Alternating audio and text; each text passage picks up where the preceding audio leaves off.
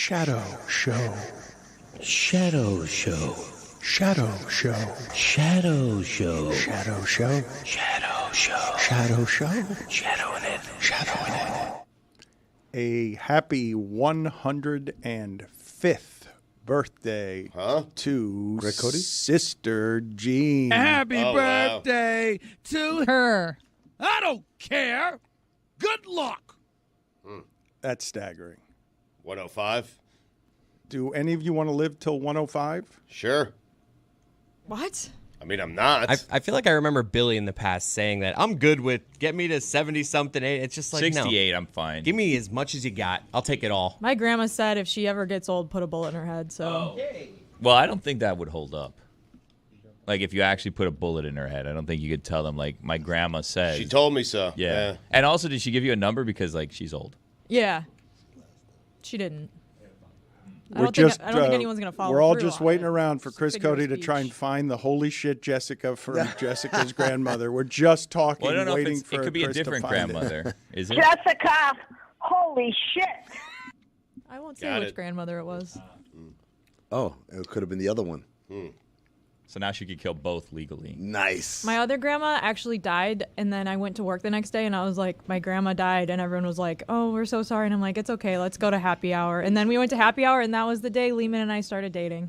You're like, it's okay, I killed her. So much romance. So that's how nice. I remember our anniversary. Stugotz has used, in the early days, Stugotz used multiple grandmothers multiple times. There were many grandmother deaths. I've had many grandmas, and all of them have passed away. I'm out of grandmas. I no longer use that excuse. Don't tell people that. No, I Was just done. did. Ah, Moved on to grandpa's. you can't do it again. Put it on the poll, please, Juju, at Le Batard Show. Do you want to get to 105 years old? Am I a young 105, an old 105? Like, is it 105 Well, feeling like 90? the reason I think it's an interesting question is because right now, if you ask me, the state of the 105-year-old now, how that person will feel, Right. I would not want to physically feel like that at 105, where every little thing was very difficult. However, if you give me advancements in science that Right. make 105 the new 38 mortality rate that we had in Christ's day, like... If you give me medicine and science advancement, I think I might want to get to the next 50 years of 105. Unfortunately, we're going to blow up the earth before then. Mm-hmm. All you're going to see, your last vision is going to be just fire sweeping through the sky and engulfing the entirety of everyone you love. It's a real positive outlook. What are we there. supposed to do with that, Dan? Happy Like, you throw that out Wednesday. there, and it's like, okay, all right, then I guess You forget think it. we've all got 50 years? I feel like we've got another 100 million years on the planet. I think like we're all right. I think at 105. What's gonna cause the It's fire, been billions of exactly? years, right? Like we've survived billions of years, but now it's over. I mean, come on. I Not take the now. under. No, I not take now. the The under. planet's gonna be here. That's what I'm saying. It's humans. That's what Dan's I, talking about. I said planet. Is there methane? Like, what? Why is the sky on fire? I imagine that's how it ends. But what causes that? the cow farts. Oh. 105. I'm just getting high every day. Doing that now. Heroin addiction.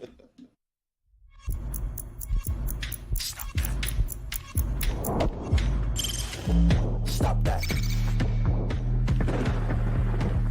Stop that.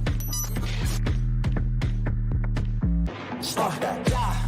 I hear him chat to the noise, move too quick, can't stop for the talking. I hear him chat with the walking. Just too sharp with the prize. White girls better tell me I'm awesome. Yeah, hot like fire on the pan. If you wanna touch my please use caution. Cold like 0 degrees. I'm out the cage, gotta let out the beast. Revolutionary, gotta let out the streets. Locked in a cage, I'ma let out the sheets. We came for one man, forget my peace. You take the west side, take on the east. I'ma put him in a cage, never let out the. I hear him chat to the noise, move too quick, can't stop for the talking. I hear him chat with the boys, man so tough, but mans keep walking, yeah. Just too sharp with the prize, white girls better tell me I'm awesome, yeah. Hot like fire on the pan, if you wanna touch me, please use caution. Stop that. Stop that. Stop that.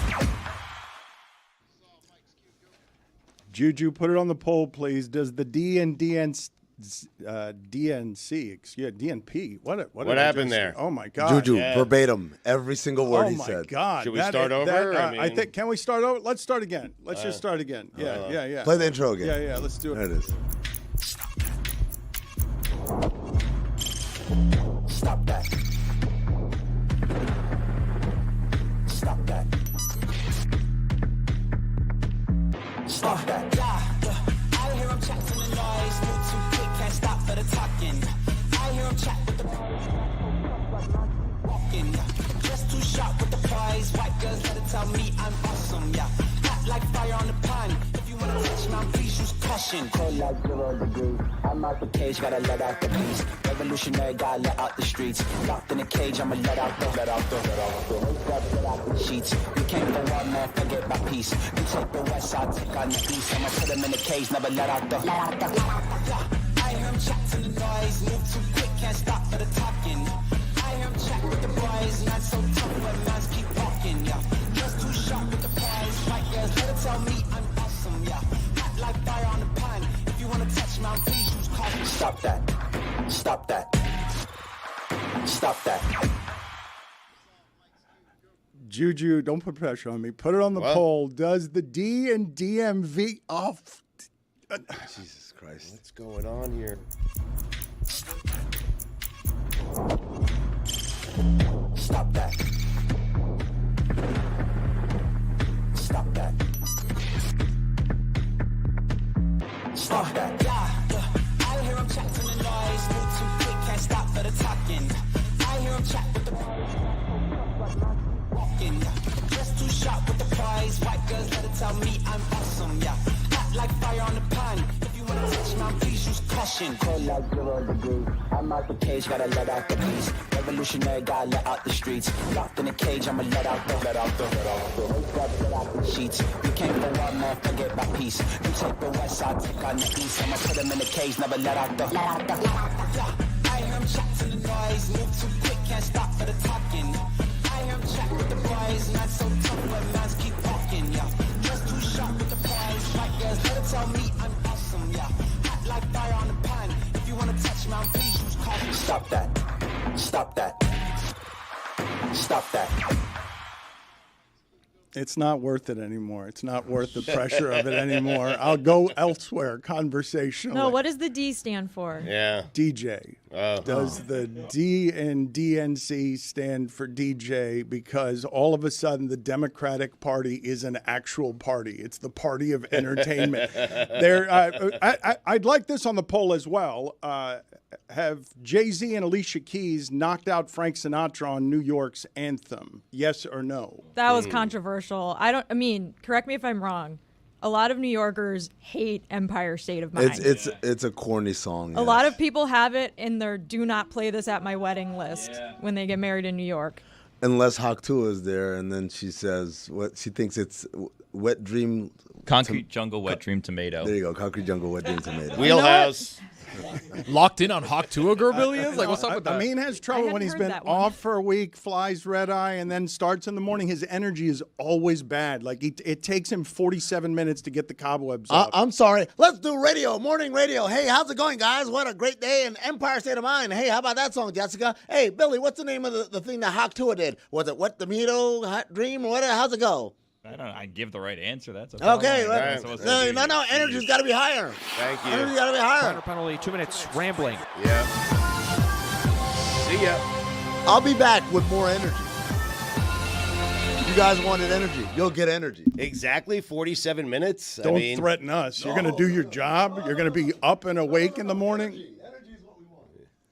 You always sound sleepy when you come in, as if we're boring you, as if we're imposing on Count the Dings. Like, come in with some energy and do the show correctly, not sleepy. They're paying you a lot of money. Like, we're boring you, taking up your time. So, DJ?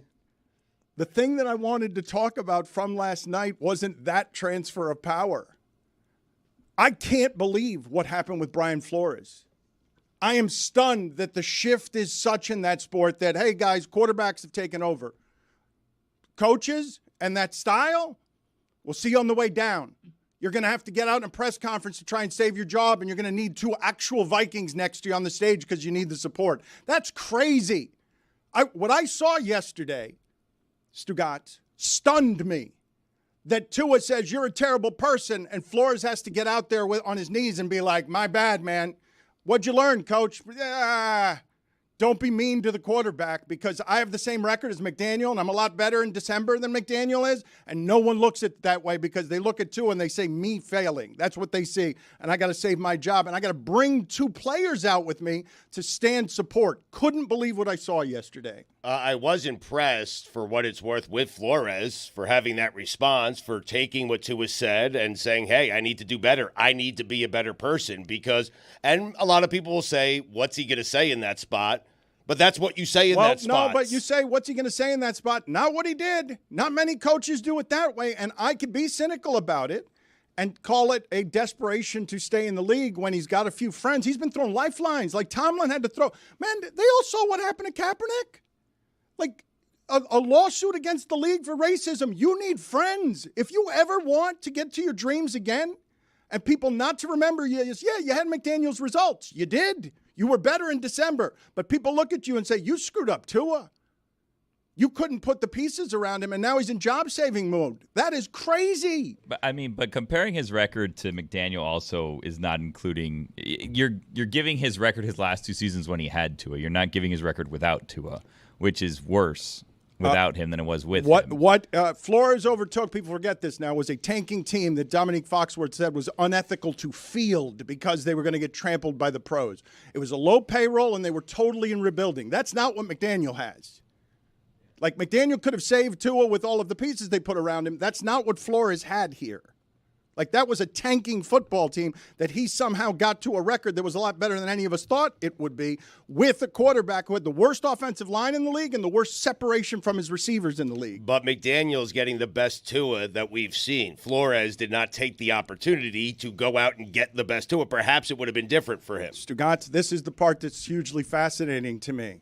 That business, the scoreboard tells all, it's results, not perception. But Flores is buried right now under perception. And he had to bring 2 players out. Hey, tell the guys I'm okay. Please tell everybody in the league that I'm not a bad dude because Tua said a sentence. I'm a terrible person, and I run the risk of him wrecking the rest of my career if I don't stand up here and handle this press conference correctly. That's crazy to me. That's crazy. A few years ago, this guy was a Belichick disciple who had all the power. All the Belichick disciples behave like Belichick, and all of them have failed.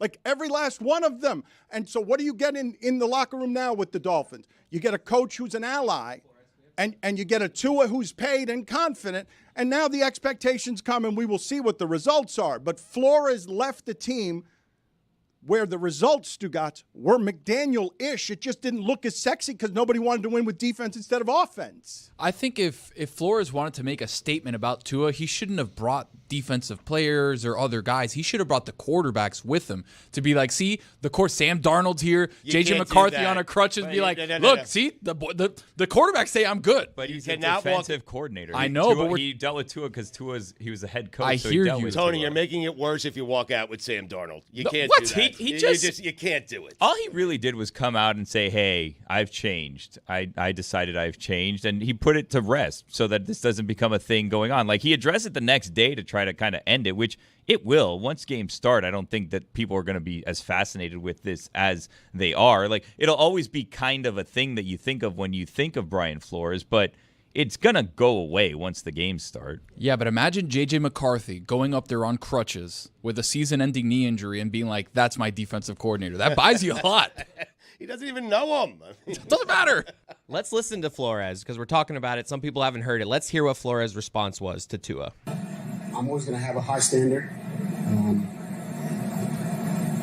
I think, look, I've done a lot of reflecting and, on the situation, reflecting on the situation, communication. I think there's things that I could do better, for sure. And I've grown in that way. And I try to apply the things that I could do better and the things that I've learned, over the last, 2-3 years. But I would say over the long haul, I've had a lot of great relationships over my 21-year career here in the league. Players, coaches, personnel, equipment, people in the kitchen. I mean, really across the board. I've had a lot of great relationships. I'm going to continue to do that. But I'm also always looking to get better and involved. No different than as a coach, whether it's schematics or personnel or evaluations. I'm always looking to get better. I'm always looking for dialogue in meetings with coaches, with players. I don't care where a good idea comes from. You guys have heard me say that. And, I'm open to getting better. And that's always always my mindset. Stugotz, he did handle it well. Mm-hmm. That is what humbling sounds like. I'm not used to the football coaches getting out there and being that kind of humbled, especially the tough guy ones. Right. That wasn't quite, I'm sorry, and I would have liked some specifics on what it is he's learned, to not tell his quarterback that he sucks, or what he's learned specifically about positive reinforcement. But to me, the most interesting part of all of that is, in that sport where the evolution is always having the 21-year-old hunt down the 31-year-old, the fact that the power shift is such that these guys don't have Daddy Belichick out there anymore to protect them as the savior of the league, and to see that fall be that precipitous, where he gets here, does a good job. Flores did a good job here under impossible circumstances, but that the stain would linger, that Belichick can't get it out, and now that Tua takes him out with a sentence in a way that has him on his knees in Minnesota, that's a shift in the power dynamics that Tua went and got the money and the security to overtake where the power in that league is. Brady showed it to us with Belichick. Aaron Rodgers is showing it to us now with the Jets. The quarterbacks clearly run that league, Stugotz. They do. I don't know when that shift occurred. It was probably in the last couple of years, but I do love that Tony wants him to walk out there, Flores, with Nick Mullins. Like, I think that is Nick Mullins and Sam Darnold to show support for Brian Flores. They have some random defensive tackle there. At least Nick Mullins. I think with Brian Flores also, like, this was his first time being a head coach in the NFL, right? And there is some nuance to some of the things that Nick Saban does and that Bill Belichick do, where, like, when you look at it from the outside, you're like, they're hard asses, right? But when you talk to some of Nick Saban's players who have come up playing through Alabama, they love him. They love him, right? But if this is your first time doing it and you don't know how to handle each person individually, and you don't have the head coaching experience, it's possible just to think, I need to be the hard ass, I need to be the person that's in charge, and you mismanage people. But, like, as you grow in whatever the industry is, you learn a different way to handle people and different way to handle situations. So, like, he could have changed in realizing, well, hey, I handled that the wrong way being a hard ass. I could be a hard ass, but some people I shouldn't be as much of a hard ass, or I can be a hard ass here, but then we have conversations where it may just be he mismanaged Tua, and he's not a terrible person. He just handled the situation poorly, and he's learned from that. To your point, Billy, one of my friends, Marshall Newhouse, he's a great follow on Twitter, played for Bill Belichick, and he tweeted this out yesterday. He said, I can assure anyone trying to justify Flores' alleged coaching style behavior with he's a Belichick disciple, doesn't know how Bill led people all these years. Bill was far from warm and fuzzy all the time. He had an unwavering sense of accountability. The record speaks for itself. However, he loved football and he loved players. He absolutely revered what it takes to sacrifice and play this game. He may not have been outwardly cordial all the time about it, but there's no shortage of respect that Bill had for the game and for the players involved. So I think, to your point, Billy, there is probably a misunderstanding from people on the outside watching different coaching styles versus what people may have actually felt in those locker rooms. And so to, like, write it off as, like, well, Bill Belichick and Nick Saban and Brian Flores they're all like these hardo guys. Like, there is probably nuance to it. And to your point, I think different players probably have different experiences themselves with how they receive some of the criticism or the coaching that they're getting from these coaches. I'd say even within the same locker room, you have different perceptions of the way that they are, right? Like, you're always going to have a disgruntled former player of Belichick or Saban or whoever that feels like they were wronged, and they don't have that good feeling towards their former coach. Like, Tua did not have a good relationship with him, obviously, right? But that's not to say that former Dolphins don't like Brian Flores or don't think that he did a good job. Tua said all other members of my draft class as well. Amin could speak to this because you have to have a combination of ingredients, Stugotz.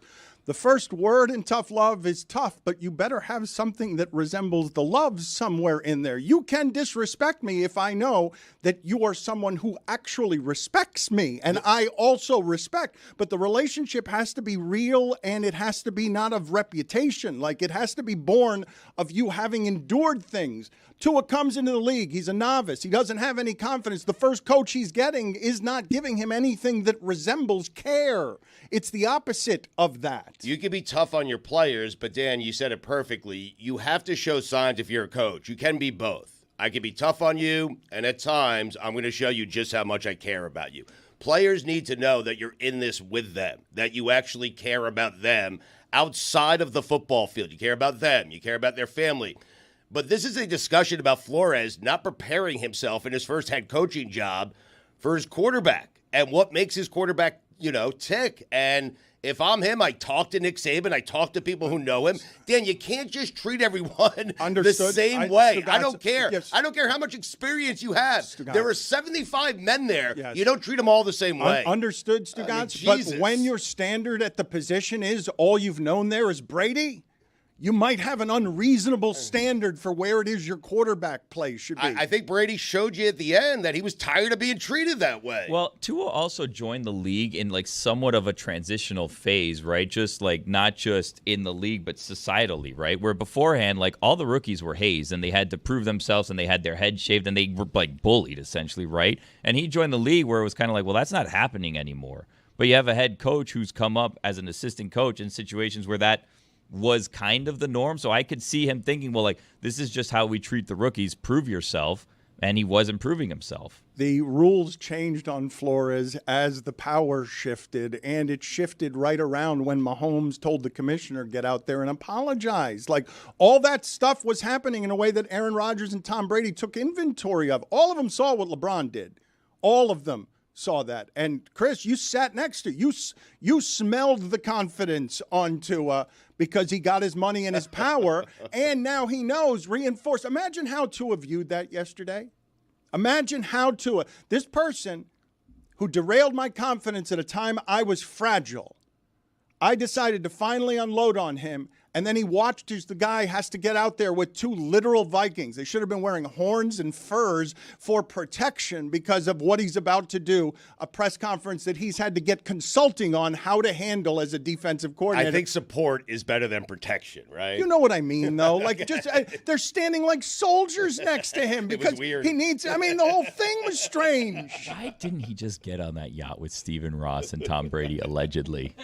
Like, why was that the point of integrity? Like, Brady would be going into the Hall of Fame 5 years from now as a Dolphin. I will not cheat. I will not get on that yacht. That's against the rules.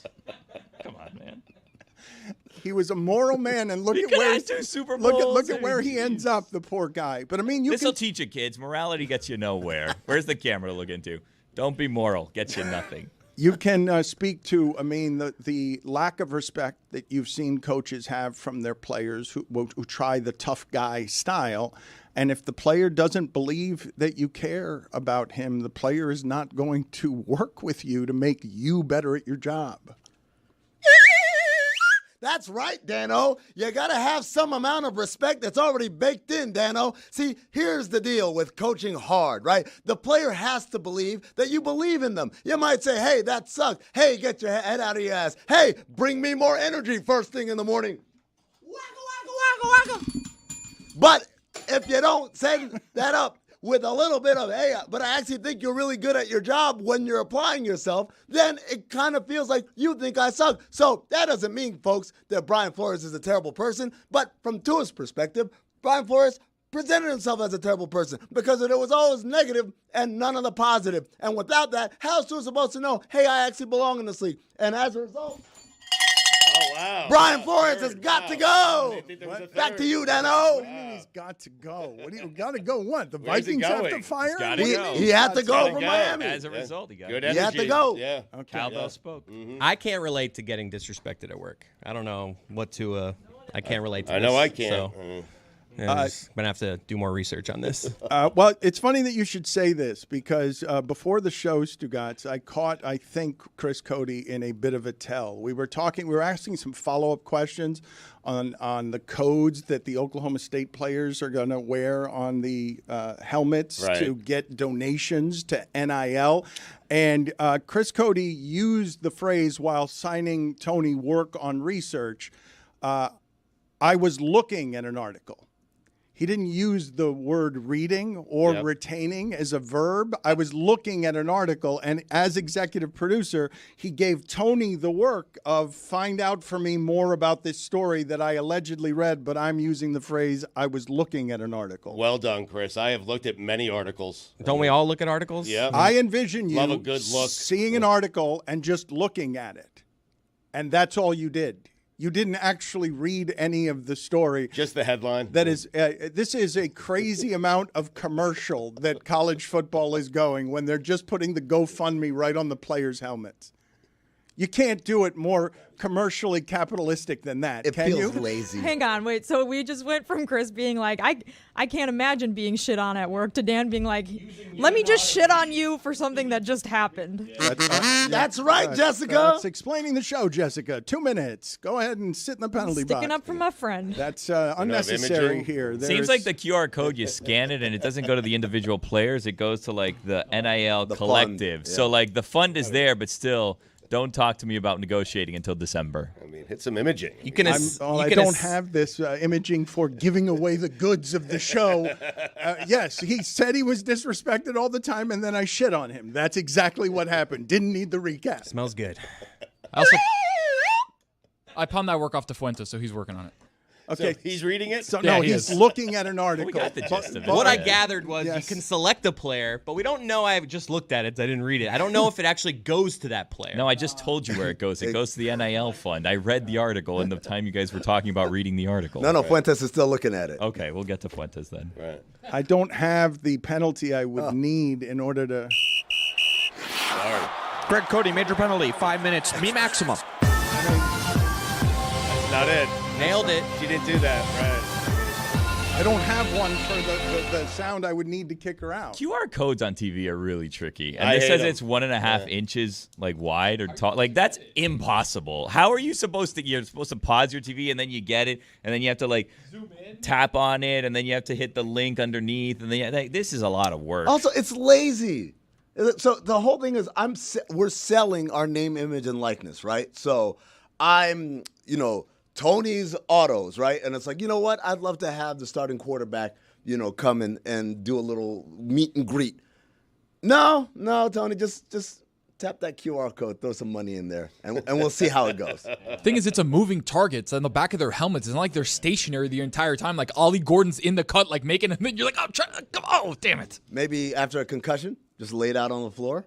And there he is. Well, We face up, though. I'm genuinely curious about this. I think I told you the movie Don't Look Up on climate change. So many things happened in the world that Adam McKay had to cut out of a fictional movie because they actually happened during the time of the pandemic. And so he had to cut out all of those jokes. If we were to make a movie about college football and its commercialization, if I was trying to write something for 90 days from now, I couldn't write something as funny as we're just putting the codes on the helmets. Like we're going to ask for these people to be more humanized while making them play 40 games in 3 weeks and making sure that we can find their helmet donation site with the laser on our phone in order to make sure that college football doesn't have to pay its own players. They're just crowdsourcing it all. In football's defense, they put N races on helmets, and that worked. So this should work too.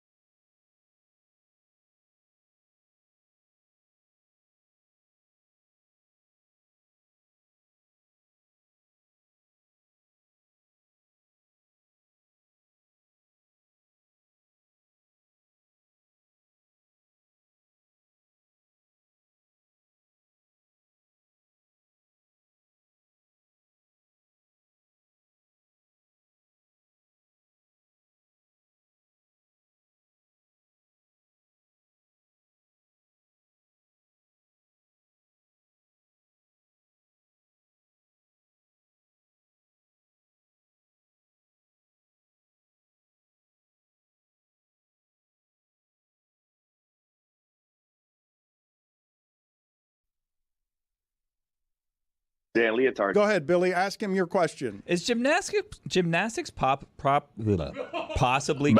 Oh, wow. Wow. Stugotz. I got some phlegm in my mouth, yeah. It's okay. Vacation. Yeah. Is gymnastics possibly corrupt? This is Dan Leotard Show. with the Stugotz. The return of the rejoin with some canned music here. I miss a rejoin, man. This is our canned music. This is our musical. Almost Grammy nominated. Almost Grammy nominated. Mm-hmm. That's right. David Sampson of Nothing Personal is with us. You could catch his show every day, 8 a.m. live. He does a solo show unlike any that I've seen in the sports media market, where he's just flying through 50 minutes by himself, doing a lot of stuff that other people are not doing. Can we play some video for him, please, of Robert De Niro? Because, Sampson, we were discussing earlier this week, De Niro, is he a top 5 movie star for you of all time? Yes or no question, no elaboration. No. All right, let's get this video here of Robert De Niro jumping off a boat, because his last 10 years have not been excellence personified. Let's see what we've got here. Yes. So crazy. Yes, that is a late 80s. Looks like he got pushed. Early 80s Robert De Niro. Where do you place him in the pantheon there, Sampson? Well, it's way too much splash. So that entry to the water was well below average. But maybe he's trying to entertain his new child. So that could have been what he was doing. But if you're asking as an actor, he's certainly done some amazing movies and amazing roles that I've loved, but I think his reputation is far greater had he not lived this long and done this many bad movies. I think that's hurt him. Can we watch the dive again? I'm sorry. It just does. It's very uncoordinated. I would be concerned if this were my grandpa or my father, which he could be both, or my husband. This shouldn't be an 80-year-old jumping from this height. That seems generally unsound. By the way, if you look, his shorts go down in the water. He has to pull them back up. So we could have almost seen a little bald eagle. Really? A little bald eagle. Dan, I'm watching the replays of this video. I don't think he jumped. I think the word you want to give is plummeted. He plummeted. I think he fell. Yeah, he fell off. Yeah, right. poor guy. Yes. Twists and turns aplenty on that billionaire missing boat situation yesterday. Dan. I don't know if you saw that. We can get to that later. I feel like there would be more panic if he fell. It seemed like people were like, this is fun. Good, clean fun. That's so crazy. He seems fine. Billy, what are the updates in the missing billionaire story? Is it indeed an inside job? Because I really do think that Stugotz at all time has a heist movie playing in his head. Mm-hmm. Well, so it turns out that a water spout just came out of nowhere and attacked this boat. What are you putting your hand? Do you know what a water spout is? They all come out of nowhere. Yeah. No, I know, but this is the only boat that was hit. So, like, this boat that was filled with the billionaire that is now missing and a number of powerful people, some of which had kind of some questionable situations going on behind the scenes. This water spout just went and hit this boat, sunk the boat, and then didn't damage anything else. It's almost as though somehow this water spout knew. So not an inside job. Well, so I was right. Here's the thing about water spouts. Itsy Bitsy Spider survived. Mm-hmm. I don't think that that's a thing about water spouts. You keep believing the water spout theory, okay? Because the more ridiculous the theory is, the more likely I am to tell you inside job. I mean, who's going to buy that? Get out of here. Again, the heist movie is playing on an endless loop Water in spout. Stugotz's head. Sampson, did you find Brian Flores' reaction yesterday as interesting as I did?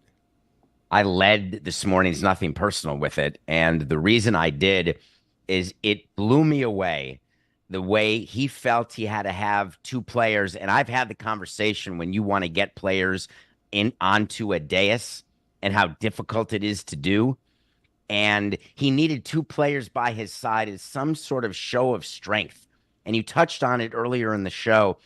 I don't think it made him look stronger when he talked about how genuinely happy he is for Tua, or when he mentioned the fact that he has nothing against him. He wishes him nothing but the best. And by the way, look at the leadership and friendship I got to my left and my right.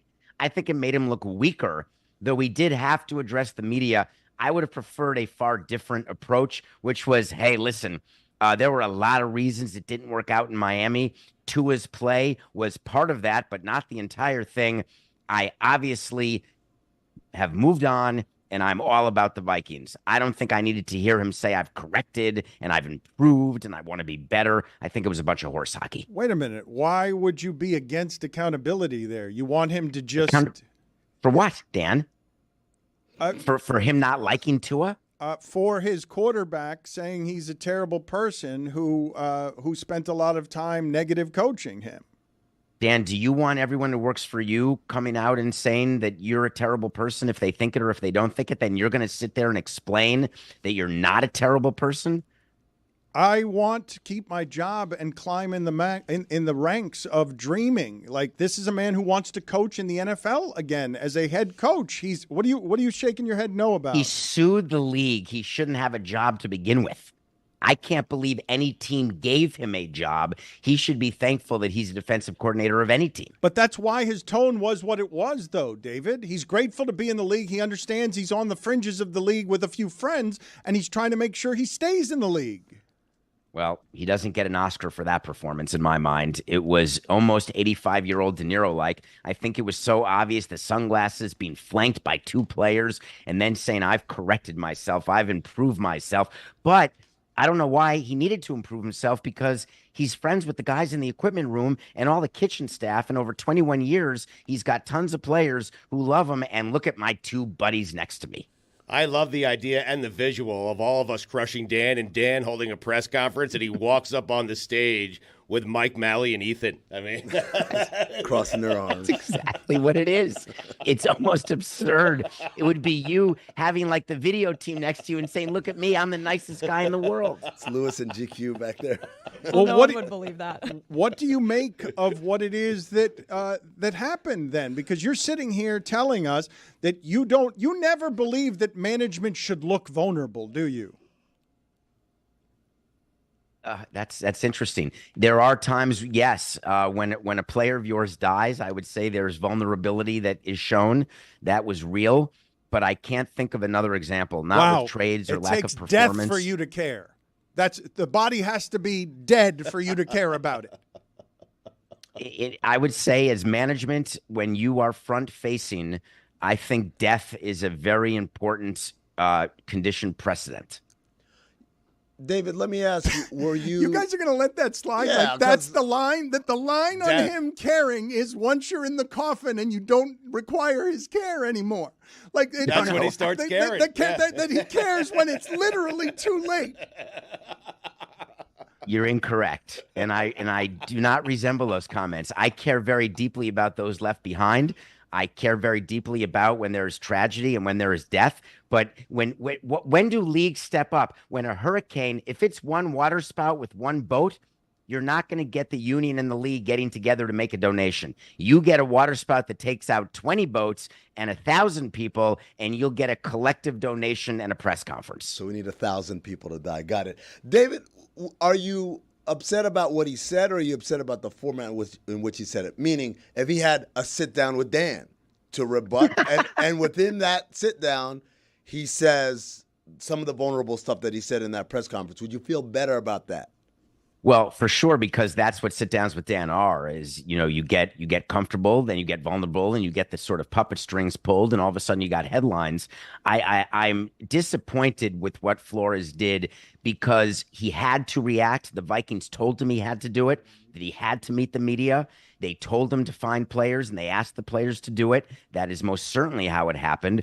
But I'm disappointed with the tone, because what is he being conciliatory toward? Toward a player who didn't like him? Toward the fact that his team stunk? I wasn't clear. David, an assistant coach in that league who's got a lawsuit against the league cannot have all of the players believing he's an asshole, and an unearned asshole on top of that. Like, he can't have he will not have the respect of any players. What Tua just did to him is damaging in a way that gets to other players, because Tua's not that, the quarterback position doesn't do that. And Tua specifically, everyone knows he's a decent person. So when he does it, the words carry more weight. But in his defense, he's been on two teams since, and he's coached other players, right? Like, I'm sure every coach in the league has a player, at least one, thinking they're a giant asshole, right? So this is just the one that Thinking vocalized it and yeah, but that's a big difference in Saying that it out sport. loud, yeah. Like it's like the Army. Well, do you think that there's people on teams that are like, well, I don't know about this Brian Flores, but as soon as Tua said he's an asshole, like, well, I can't play for him. Their coach is probably an asshole. Yeah, but nobody says that publicly. Like it's a huge difference. The idea that you would say it out loud on the record unequivocally makes it way worse than just the prevailing notion that everyone's got an asshole. But he also waited till he had job security to do that. Yes, he did. Of course. And success. And new teeth. And money. Yeah. It's very interesting to me that Tua decided to do this now and decided in the way in which he did it. And I think that if you asked him in a moment of truth, he would tell you that he would prefer that not to have been said. Why do you think that? Because that's a type of distraction. McDaniel had to deal with it. They're about to start a season. There's no upside to what Tua did. It's great for content. It's a great interview. What's the downside? What's the downside in his locker room? Is that the current coaches look at him and say, okay, so now I am subject to this possibility that if I coach him in a way that he doesn't like as his quarterback's coach, offensive coordinator, or head coach, I am at risk of him going public and it in some way possibly forcing me to respond or even hurting my credibility. Yeah, but you just at every turn, David, figure out ways for the power to retain the power. It doesn't allow the power to shift in an organization. That became a possibility the moment that they guaranteed him that much of the money. He can do that whenever he wants now because he's got the job security that Stugotz will only criticize him if he does this with the job security. Stugotz wants it to be better. Stugotz wants it to be Kaepernick. Say something that gets you run out of the league because you believe in it so much. So I also believe that Tua was emboldened by the fact that he got the guaranteed money and it sort of made him be a little bit more loose. And then you put you in the equation and all of a sudden you've got the headline. There it is. But I still find it to be questionable and I don't think it's a positive. Are you telling me that someone in that any of you think that this was positive for the Dolphins in any way? I just don't see how negative it is. I don't. The filing stuff under distractions is so tired. It's so tired. The idea that you would that anything that will happen in the first week of the season will be impacted by what Tua said 10 days out. I think Tua's fans liked it too. I mean, I think that this is probably something that they wanted to hear because now they feel like justified in sort of like the narrative that Mike McDaniel's been the savior for Tua, which I'm not saying is false, but you know, I think this was something his fans probably liked hearing. It also shows personality too, like in a way that we've never seen Tua's personality before. Now he's saying things that are outspoken. Like, when have we ever heard anything from Tua outside of this contract negotiation, outside of show me the money, and now this conversation? Like, I haven't heard anything of Tua. What I hear of Tua is when he's protecting himself and getting new training so he's not going to get concussions, all of that happening when he doesn't have the long-term security. And now you're marrying that with this long-term contract that he got. And then with now giving him credit for being outspoken, I'm not sure that bringing up dirty laundry, players don't actually appreciate that when other players do it. And you're right, Dan, distractions don't last longer than the current media cycle, which will end very shortly as soon as we stop covering it.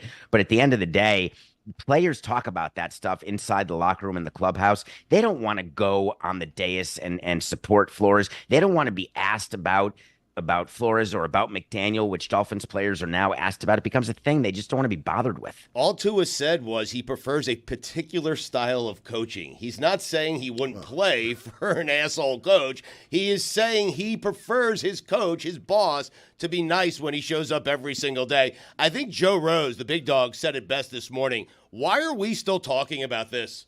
I think the thing with Tua too, like as much as we want to praise, like, oh, look how outspoken he is, look at his personality, look at this, like ultimately anyone, what they want down here is for him to win a playoff game. Like if he doesn't win a playoff game, be as outspoken as you want. Like I don't want to hear it from you. Win a playoff game. He also called him a terrible person. Yeah, a bit, yeah. I wonder if he would. I honestly wonder if he would take back as strong as he was if you were to ask him again, because he seems in interviews that you've seen as like a decent person and like.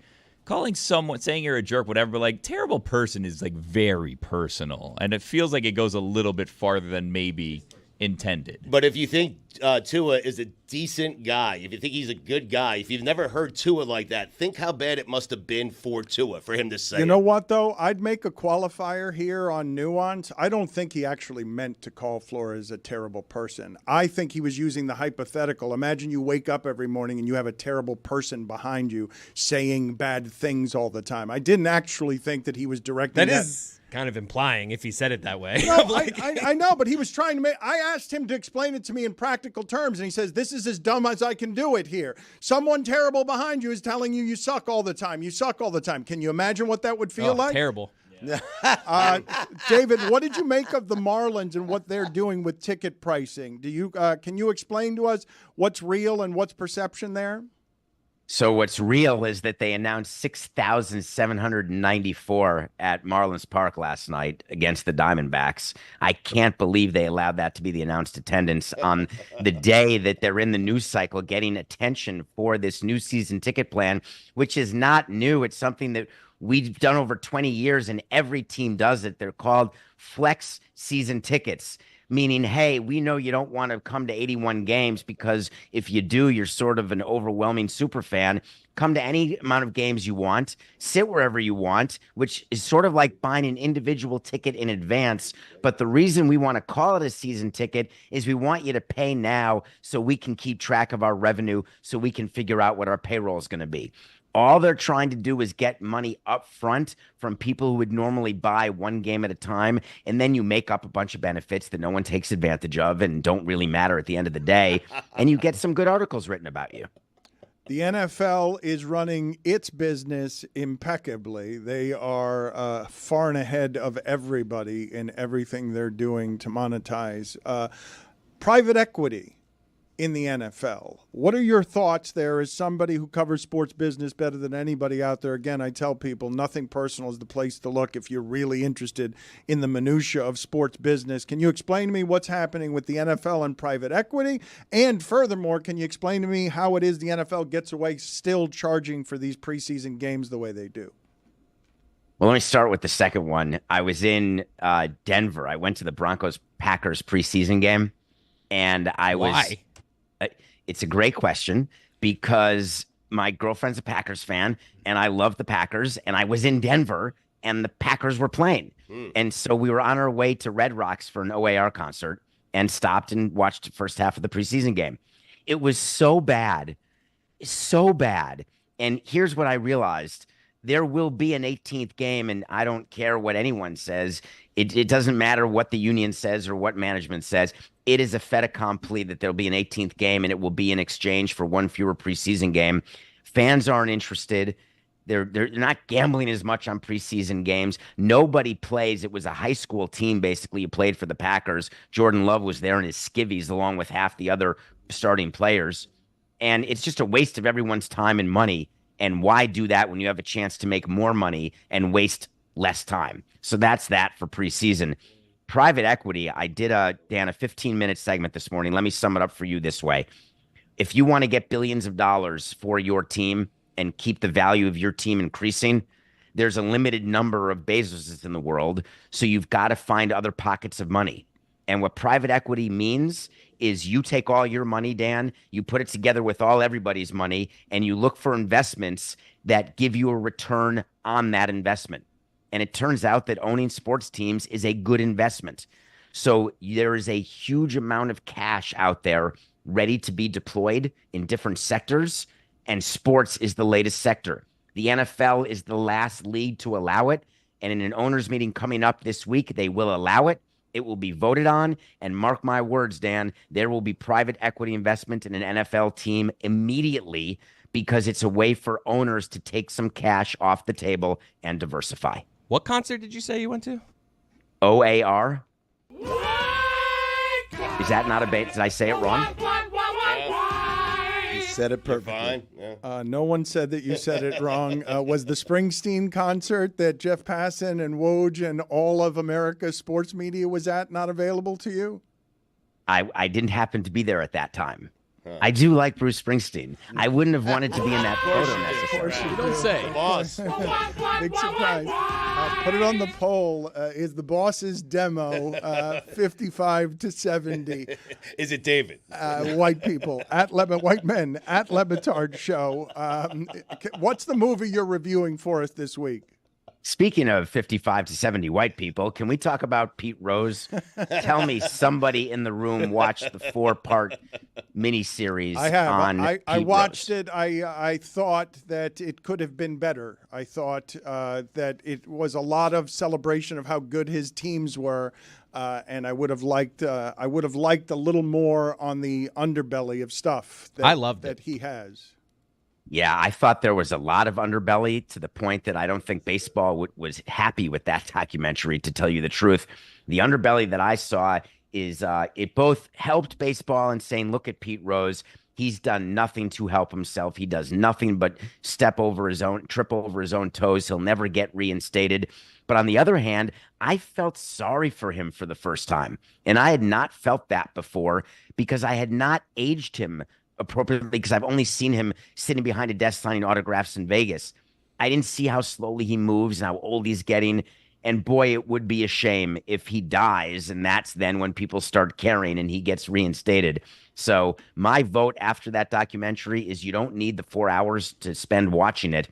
However, you should give some thought into whether or not the punishment has fit the crime. Oh, well, this part is interesting, though, and I'd be curious what Amin thinks on this, because the thing that they did best as a last play, because this felt like basically, how do we weave the tapestry that tugs on the heartstrings that shows everybody that this baseball immortal is old and there's no point to letting him in the Hall of Fame after he's dead. It means too much to him while he's alive. Like, to me, that felt like the last Hail Mary that Pete Rose has to get his story humanized in front of people. You cannot gamble on your team. It's a hard and fast rule. No matter how much the gambling rules change, you cannot contaminate the integrity of the league. That's the one rule that's not allowed to be fractured. The only other Hail Mary he has after that one, Dan, is contrition. He's never said, I did it. I shouldn't have done it, man. I regret doing it. It's ruined my life. Now I'll never get into the Hall of Fame. Look up into the camera with big, wet cartoon eyes. Right? That's the only play he has left. The problem is he's never, ever, ever taken that L of saying, yep, I did it and I shouldn't have done it. It's always like, well, I was betting on this over there. And I think that's the biggest hurdle. David, do you agree? Yeah, it's the third rail that he touched, and generally you die from touching the third rail. The thing is that there's been a lot of lifetime penalties of people who have done things that are third rail-ish, and they have gotten spared. And the thing about Pete Rose is what I spoke about with the commissioner when he was running for office, when we were talking about the Pete Rose situation. I suggested that he remove him from the ineligible list because that would make him allowed to be on a ballot or to be considered for election, and let the writers and let the committee have its decision about Pete Rose. This way, we satisfy all constituencies. And it's hard for either Manfred or Selig to do anything out of respect to Bart Giamatti, who did the lifetime ban and then died of a heart attack 5 or 6 days later. And so no one's wanted to reverse that out of respect for Giamatti. And then I thought maybe after Bud passes away that they would do it. I mean, Bud has not, and I don't want him to. I hope he lives to 105. But I know Rob is respectful of Bud, who would never overturn it. And when I asked the commissioner, would he consider that, he thought about it. But his view is, let's wait. Let's not decide this now. He'll keep appealing, and we'll think about it then. And then has turned into, 10 years later. I pulled up similar bands to OAR, and what I got was Journey. White guys, white. The Dave Matthews Band. Oh, yeah. White guys, white. Matchbox 20. Mm-hmm. White guys, You can criticize me all you want. It's a great venue. And the Gin Blossoms. Oh, I like that. White. Jessica, are you learning right now that Bart Giamatti is the father of Paul Giamatti? No, I did actually know that. I was recently on Paul's wiki page because I watched The Holdovers, and he's such a damn cutie, that Paul. Love him. I learned that his father died less than a week after banning Pete Rose. See you later, David. Left out Sister Hazel.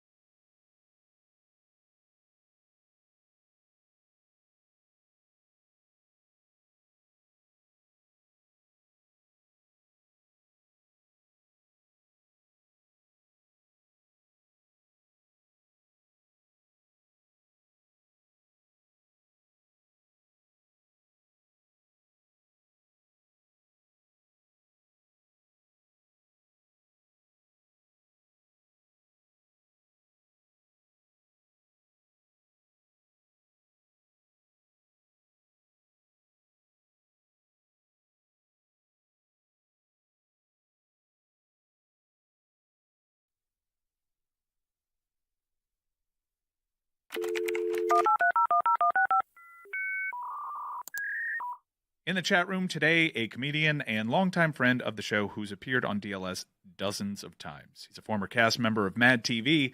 Let's get into it with Frank Caliendo. WrestleMania 24 is coming up. Let me tell you something, brother. When these pythons get around you, you're not going to feel anything. What is this? Is that Walton as a wrestler? Absolutely. Wait a minute. There might be some good work to be done here. What would Pacino sound like as a wrestler? I'm trying to think of things I could say, Dan. What do wrestlers say? Come on, you're great at the wrestling. No, it's always, let me tell you something, brother, followed by what they're going to do to you. Right, well, go ahead. Let me tell you something, brother. I'm going to take a steel chair and knock it upside your head. There you go. It is. What else are you pretty good. What else are you going to do? Me? Yeah. Man, I don't know if we can discuss that on the radio. No, all right. Wait a minute. Secret party of two. All right. Enough with the Al Pacino. What would Jeff Goldblum sound like as a wrestler? Yes.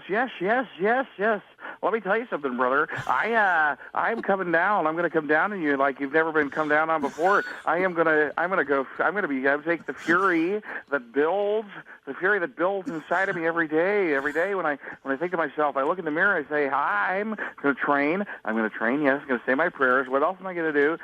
Eat my vitamins like all the other Goldblum maniacs out there. You better look out when the Goldblum comes down on you. See, you like the game now, Caliendo. What about Adam Sandler? What if Adam Sandler were a wrestler? Let's see. Let me tell you something, brother. I don't know, Daddy. I got to the. Let me tell you something, brother. Pardon, I don't have a special move. A chair. The chair is good over the head. The chair's been used. Let me try. I'm going to pile drive your neck into the canvas. What about Jim Rome? Jim Rome would be a great wrestler. Let me tell you something, brother. Guess what's going to happen here? You don't have to guess because I'm going to show you. Incredible. Give me one round with you and you'll be done. Hey, where's Kamalu Gun and Giant right now? What? Is Mr. Fuji going to try and throw some dust? Where's that guy been?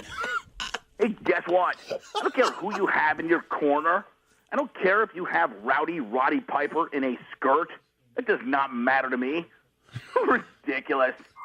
We interviewed, you're not going to believe this, but as part of our Super Bowl coverage, I'm not even making this up, Caliendo, we interviewed Kamala, the Ugandan giant. I'm not making Dude this up. could jump over Hulk Hogan. Literally left him. That's ridiculous. Big guy jump over another guy, especially when he's 400 pounds. Big John Stud. Ask me a question, Dan. Let's see, Ted Knight, do you... no, ask me a question. I'm sorry, Jim, excuse me. Whoa. Hey, whoa. Jim Rome is who's going to be the winner of the Pro Bowl? The winner of the Pro Bowl will be the AFC. Big John Stud.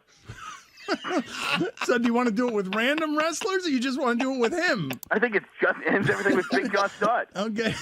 It is. It sounds menacing. It's funny. I think that needs to be your closing. Instead of out, you need to do that. Big John Stud. Big John Stud. But why is Jim Rome the one most excited about talking about these Just things? because they sound great coming out of me. Captain Louis Albano.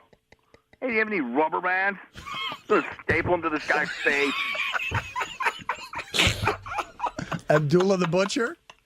Come on. I love talking wrestling with Rome. The great Kabuki? Kabuki. Loved his theater. Jake the Snake Roberts. It's okay. Hey, guess what? Vince McMahon. Guess what's in the sack? How can you have no idea what's in that sack? Every time that sack came out, what came out of it? There's a snake. I have no idea what's in the sack. There's always Guess a snake. what's in the sack, Vince? It's a snake. His name is Damien, and Jake the Snake Roberts is going to place the snake on top of a person. It's never going to do anything, but it's just going to slither around him. And then, Vince, you're going to go crazy as though the snake is smothering him. Big John Stud.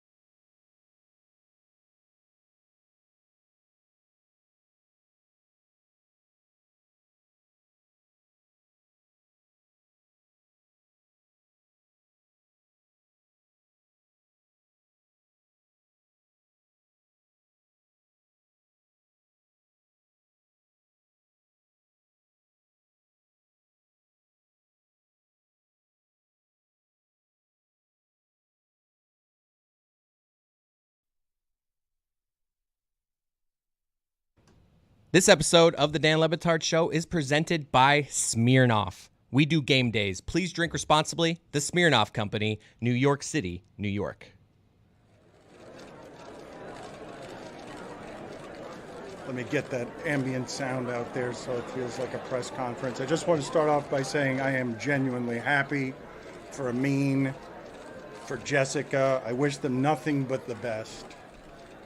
Relationships are important to me. They've always been important to me. It's important to me to have relationships with people who work around me whose names I don't know because they haven't been here long enough. I just wanted to tell Amin and Jessica that I may have been a little hard on them. I've done some learning since the first hour. I want to have a positive impact on people. Terrible person. I want you guys just to be the best version of yourselves. The two of you. The two of you. It's a Tua joke. It's a bad Tua joke. It's a bad one. Yeah, it was a bad Tua joke. So I just wanted everyone to know that I've done some real learning that I'm not going to take any questions on. So I'll just throw the show back to you guys now. Seem real supported. I mean, I'm just surprised he didn't thank all the kitchen people. Yep. I don't know all their names. Fried pork is aggressive in the morning, by the way. It is. Beyond bacon. Yeah. If you go beyond bacon, that's aggressively Miami. Tony, I've seen you sniffing around the fried pork. I had a couple chicharrones, Dan. I'm not going to lie. I had a couple of them. Flores should have done this. you Just guys- start on Tua and then just start riffing on other stuff. Do you guys think it would have been better if he had the kitchen staff walk out with him? And the equipment room. Yeah, the commissary, yeah. Yeah. Yes, I do. Dan's Man of right, the people. though. We usually save Chicharron Day for Friday, but today's Wednesday. It's a little early in the week. for I've that. had 2 things of squeaky cheese, and man, I am feeling it. The rare Wednesday that feels like a Friday. Oh, I love that. Is it possible that Flores could only find 2 guys to support him? Like he could only muster up 2 people?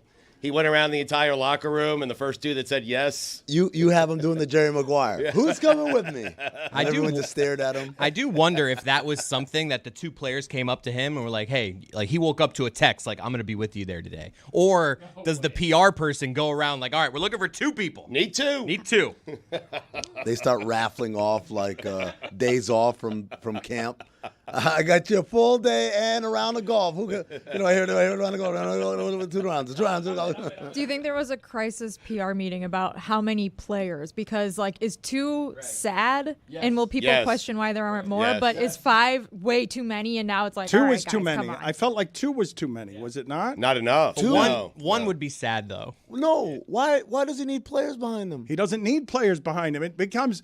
Did both those guys practice having their arms crossed? Like that? Was that something they decided beforehand? Let's Wait, stand Ethan like and Mike? security next. Well, that's how to you do it. Yeah. It has to be an even number, though, right? Because no, three would have been cool. No, because where do you put the third? Right beyond his back. Right behind him. Yeah. But then it has to be someone. I got your back. Yeah. It has to be someone much bigger than him. He's bigger than one of the guys. Yeah, that's the problem. Yeah, but you know what? I owe an apology. I owe an apology to Ethan because I told Ethan, hey, man, you got to keep it together, man. He looked like he was about to crack several times. But now I'm looking at that picture, and my man on Brian Flores is right. He looks like he's about to crack. He's like, what am I doing here? His posture is like joking almost. Yeah, like, hey, guys. 0 is the number of players that it needed to be. And I want to circle back on what it is that we were talking about, which is, Billy, you've grown up around Cuban culture all your life, so it's normal, chicharrones. But fried pork at 8 in the morning is aggressive. So beyond bacon. I think that's left over from yesterday, and we just know that people wanted to picar. Yeah, no, yesterday we had pincho. I think that's leftover pincho from yesterday. So we have stuff to picar, and I think it was in the fridge, so they just put it on the hot plates, and they're like, if anybody wants a snack, we have some leftovers here. It's heated up. Because I walked out there, and I said, do I want queso frito at 10 a.m.? Yes. Is this going to be good for my tummy? No. It was extra squeaky today. I guess it being from yesterday makes sense. Yeah, but man, you warm that thing up. It tasted good. And if you toss that in the air fryer, I'm sure it's the greatest thing that's ever been consumed on Earth. I think the problem is that the queso frito and the chicharron were ordered for Lewis's birthday, but Lewis, we found out, has multiple birthdays, so there's some sort of discrepancy happening right now with it being served on both days. I've learned here if parties don't go exactly as planned, we just cancel them. even if your pregnant wife is sitting in the corner. Now, Billy, can I just ask a question again? You said yesterday you guys had pinche? Is that what you said? No, Pincho. Pincho Oh. Factory. Yeah, it's the name of a restaurant, local. You want to go? I'll take you one day. Well, the other words. Wait, where did the flan come from this morning, Amin? That It looks came good. from last week. He left it from last week. Isn't pincho just shish kebab in Spanish? Isn't that what un pincho is? Oh, it's more than just that. They do a lot of stuff. Literally, they do burgers. yes, it They is do a just guayaba pastelito burger where the two buns are pastelitos de guayaba, and then you put a burger in between. It's incredible. That sounds pretty good, actually. I will say it again, though. At Le Batard Show, Juju put it on the poll. Is fried pork and fried cheese before 10 a.m. too aggressive? Of course it is. Because I was alarmed at the amount of chicharron sniffers there were out there. That doesn't Deeply sound right. unhealthy. It's keto, Dan. It's healthy. You're good. Cheese and meat. Yeah, yes. Down the gullet. Yes, no carbs, but generally fried pork. It's got that much fat on it. It was more fat than pork. There's a hard part too, Popo. Aquí me rompo el diente. I had to send a special message on Friday. Please don't give Willow any chicharron because usually Roy, he's standing there in front of the bacon because normally we just have regular bacon and normally he's just doling it out to her. No, And I said, "Please, that'll no give a chicharron." dog the runs. I don't want her to get pancreatitis. Yes, that a dog can eat bacon. That what is out there is too aggressive. Stugotz, I wanted to talk about what happened last night. Maybe too late at night for young Jessica because she's not watching anything after 11:30, and I think a lot of people had the reaction that Kamala's lucky that Michelle Obama didn't decide to run for office because at this point, the sanity of that party, which is now the party of the arts and the party of entertainment, last night compared to the RNC and the starchiness of that event, you had DJ Cassidy, and they turned roll call into something that was entertaining. They turned it into something that was not unpleasant to watch if you're someone who doesn't care about politics and is just about state pride and whatnot. And then the Obamas speak, and they have to let, Kamala's in 2 days, so they don't have to steal it all, but they are both very good public orators, and they had the sway of that room in their hands. Good, they're great. Are you kidding me? The best I've ever seen. I watched Obama speak, Barack, and I thought to myself, damn, can you imagine if he was running? Like, it would be like, what's the biggest landslide in American election history? Was it Reagan over Mondale in 84? Tony. Right? Oh, look at Tony. Summer of 84, nothing like it. It was the same thing for me. I was just like, oh, that's what this is like.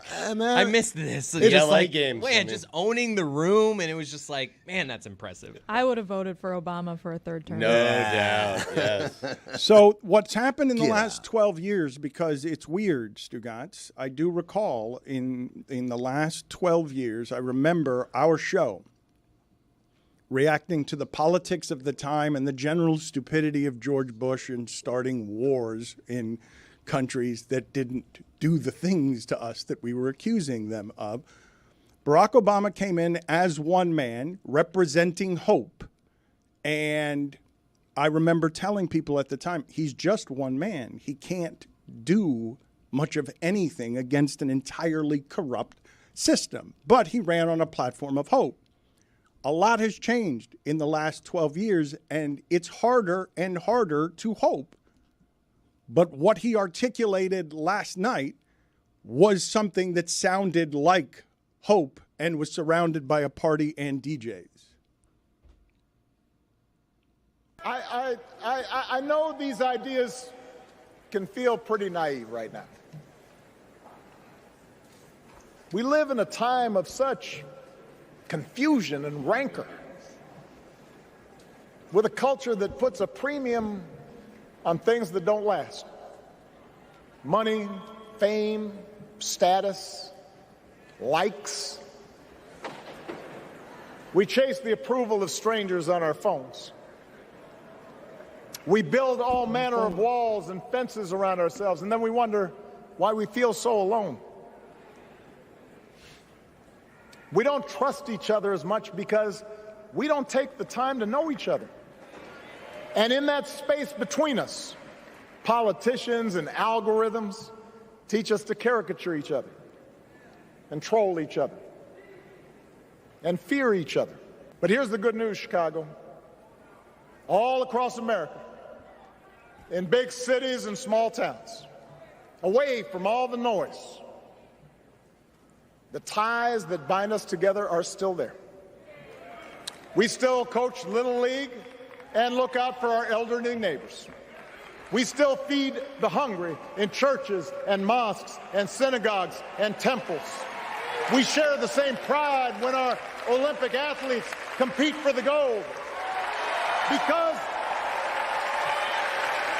Because the vast majority of us do not want to live in a country that's bitter and divided. We want something better. We want to be better. And the joy and the excitement that we're seeing around this campaign tells us we're not alone. Did you stay up for it, Jessica, or did you fall asleep? Dan, I was so exhausted after all the states did the roll call, going from song to song, like, ooh, what's California going to be? It was tantalating. I'm not going to lie, I ate that shit up. That was fun. Sean Astin was there. It was amazing. Was he digging a pool? What? Gotta laugh. That's all that matters. Tantalizing and eating is tantalating. Both of those things are. But you were moved by the musical choices, by California skipping its turn so that they can go last because they were too soon alphabetically and just waiting around for Vermont? I assume that they went last because they were where Kamala is from, because Minnesota was second to last, I believe. I could be wrong. I thought it was alphabetical, and then they skipped their turn so that they could be last. I was it? I don't know. Yes. I have no idea. I could not tell you. I think they wanted to be the one to seal the nomination, so they passed on their turn, so they'd be the official ones to nominate someone from their state. Would have been a hell of a twist if they hadn't, right? They nominated someone else. It would have, yes. Michelle Obama. Yeah. Oh, a surprise twist. Well, I saw that. So I tuned in like midway through. I saw that Florida's song was Tom Petty, I Won't Back Down. And I was wondering if the Miamians in the room were upset that they didn't choose Pepas. The part that I liked is when they're going Lil Jon, and evidently when he goes Harris to the walls, they don't know what the next lyrics are at the DNC, that they don't know what comes after from the window to the Till walls. the sweat drops down my balls. That's right. Amin was going to ask you. I was going to say that. Not like that. Not as well as Jessica did it. But I'm guessing that that's not something they knew when they did that. Do you think that the DNC knew? That was Old Blue Eyes? I don't know what you're talking about. People are mad that Frank Sinatra's been supplanted there at Yankee Stadium, and that near that short porch, Stugotz, they're still singing New York, New York by Sinatra, and they're not going to let Jay-Z and Alicia Keys have it. Well, it's a good call by Yankee fans because Frank Sinatra owns that town. That song should always be New York song. They only play it when they win. I think when they lose, they play Tony Bennett. Huh. Yankee games. Really? Correct me if I'm wrong, but I'm fairly sure about that one. Little Yankee notes here for on a Wednesday morning. Energy.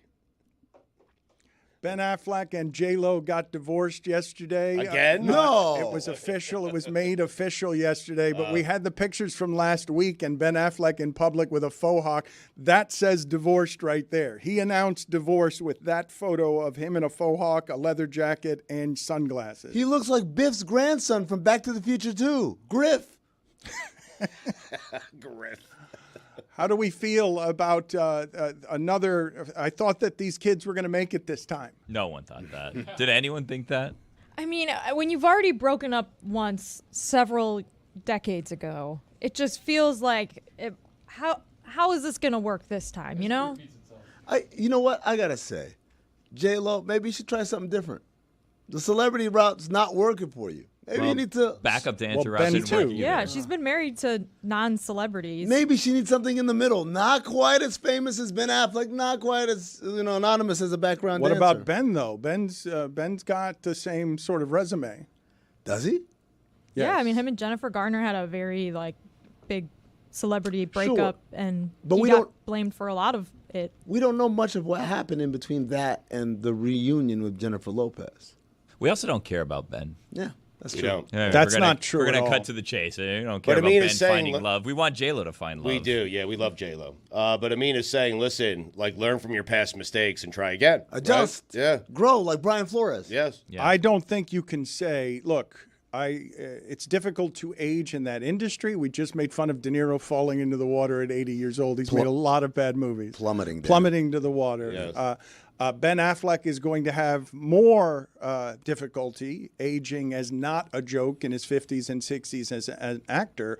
But it can't be argued that Ben Affleck's not like one of the top 10, 20 of his time. Well, he could Whether be. you like his acting or not, his That can be stardom. argued. I think people could argue that, but I think we're saying we don't care about him finding happiness.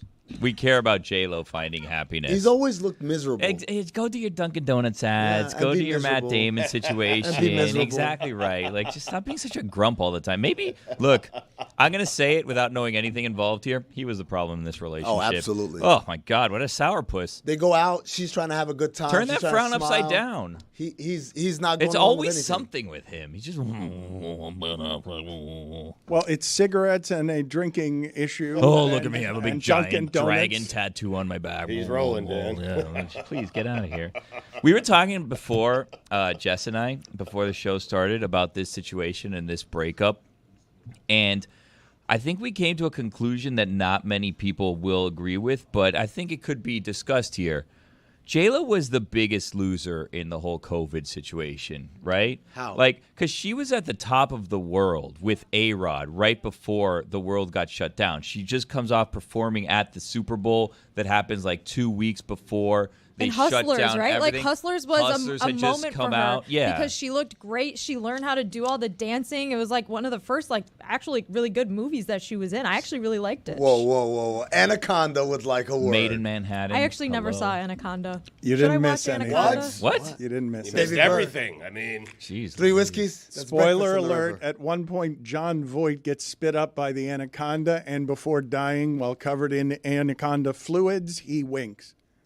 He winks. You don't love that? that's sounds everything. awesome. Yes. Yeah, that sounds great. Like a Costanza wink. But she was like, at the time, was like one of the biggest celebrities out there, right? Yeah, she was having a moment in 2019. Terribly 2020. timed moment, though, because the world shut down. And then I guess when things started opening up again, she started trying to do like a world tour and she wanted Well, they to have also like a they Taylor had Swift to moment. postpone their wedding, right? Her and A-Rod were supposed to Exactly get married. right. I What think could they have had to been? postpone their wedding like Because a of couple COVID? times because of COVID. Check me on that. I but- hope they got the deposit back. Well, they never did get married, correct? No, because of COVID. But she had that gigantic ring. She did. COVID really tested a lot of relationships, and theirs was one of them. And unfortunately, it didn't work out. And then what happens? She's left in this vulnerable state where she starts making some of the same mistakes as she had previously made. She goes back to Sourpuss Ben. He's and you know his whole thing. We've gone over that. So and who now is- look at where we are. Who is the celebrity you're rooting for love for the most? Is it JLo? Is it Jennifer Aniston? It's not Affleck. You're rooting. Not Affleck. It's always Jennifer Aniston. Hasn't she found love? I don't know. I think. Well, if it's always, shouldn't you? I mean, I should know. I should be keeping track of this. You're right. I mean, you just said always, We just and then, root for her. and then I you mean- just right after that just spewed your general ignorance. You don't actually know anything here. Thank you. I kind of want to go back and rewatch the JLo video. I guess movie ? Music video on To see if there Amazon were where signs? it's like about her finding like the greatest love in her life, and then they filmed a documentary about making it, which I did not watch, but apparently they're both in it. And now I'm like, well, I kind of want to go do some revisionist history on this. And on top of that, Fascinating text. ticket sales were very poor for her concert. And that documentary, Beyonce did the same thing without doing any harm to her career. Beyonce put out a documentary. There was an intimate look at her life, and there was nothing in it. It was empty. We were better off with the mystery. But it didn't do any damage to her. JLo actually did some damage to herself by financing her own movie, showing us the innards of her life, and buying nothing with the public with it. But it was weird, right? Like, wasn't that the whole thing? Like, it was just like a really strange. It was so weird. It was two things. It was a movie, and then it was like a documentary, right? And Yes. the documentary had Ben Affleck in it. So did the movie. Yes, but As a cameo, dressed like, up as someone else. why did you do it? And he's like, I don't know.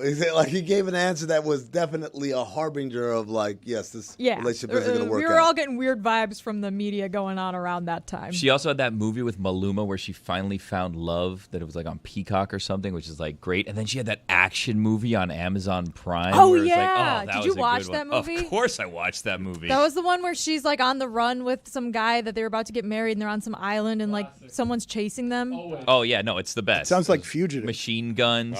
She gets married a lot, like not just in real life and movies. She's just a hopeless romantic. That's why I think we all want her to find love and just finally be happy. Is she the top of the list in terms of celebrities you're rooting for to end up finding love because they deserve it after, what, is it 5 marriages now for JLo? I think 4. She's been married 4 times. I think sometimes you're just looking in the wrong places, Dano. I think, Got to make adjustments. It does seem like she Brian found Flores. love at times, maybe not like a permanent, lasting love. But her and Mark Anthony, they have several children together. They were married for almost a decade, maybe longer. Maybe it's a little bit like the Seinfeld situation. Anyone can take a reservation, ultimately see holding of the reservation that makes it functional. And she can get a relationship, get a marriage, but she got to hold it. And in order to hold it, it takes 2 sets of hands, hers and the significant other. And I just think she's been looking at the wrong hands. The movie was called Shotgun Wedding, and it was Josh Duhamel. Huh. Has Friend she of the show. actually made a good movie? Has she made a good movie? Has JLo made She made one with Clooney. Hustlers was fine. Like I She mean, made some good It wasn't movies. like an Academy Award nominated film, but Shotgun it was Wedding fine. was dope. It was good. Okay. You guys want to ask if J-Lo has Money Train ring a bell? No. Pretty good. What? Which one was that? The one with Wesley Snipes and Woody. Woody Harrelson. Yes. What was the train that Bad Bunny was on and everyone was killing Bullet each other? Train. Oh, Bullet Train. That's a great movie. That was Brad Pitt. Yeah. Also, she was also in Monster-in-Law. That was fun. Right? No? Okay. The Wedding Planner. See what I'm good. saying about weddings? The Cell. Monster-in-Law. U-Turn. Out of Sight. None of these ring Out a of bell? Sight is Out good. of Sight was with Clooney. Put it on the poll, please, Juju, at Le Batard Show. Are you looking for love in all the wrong places if you've gone sniffing around Affleck twice? Geely?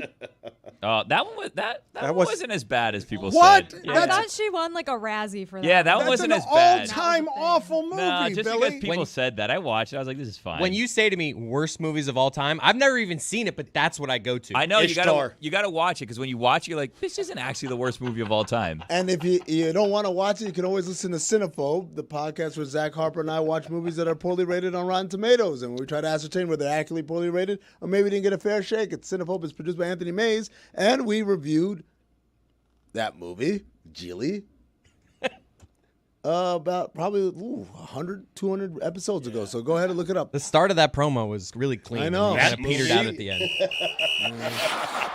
Minor penalty, 2 minutes, rambling.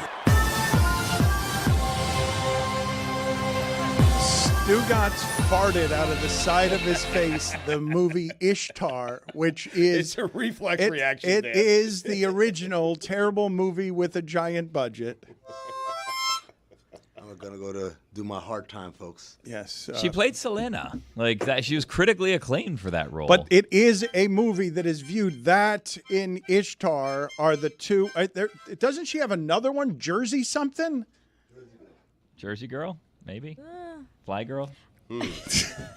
She was in Ice Age, Continental Drift. Jersey Mike's. That may be her best movie. I'm not really familiar with the JLo filmography or discography. I'm not gonna lie. Like JLo was never really my jam. I mostly consumed JLo through like the pop culture circus of her relationships, which is like a little. It's fluff. Like we don't really know these people. We don't know what's going on. We don't know what happened with her and Ben Affleck either time. They're not people that we've actually ever met. She was in Ants. Or Diddy, whose reputation has taken a hit recently because it's always interesting to see how it is that these Should people she circle back age. there or no? no? No, I would. Yeah, let's not. That seems That's like, gone too far. seems like a Exactly bad right. idea. Yes, just a general bad idea. A there. reclamation project. I think we can all agree on that, but I wouldn't go down that path.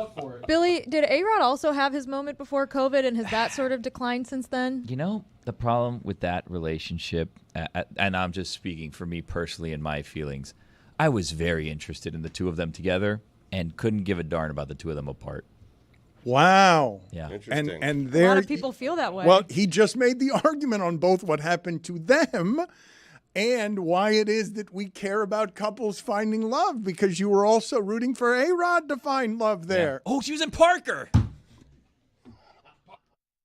Parker.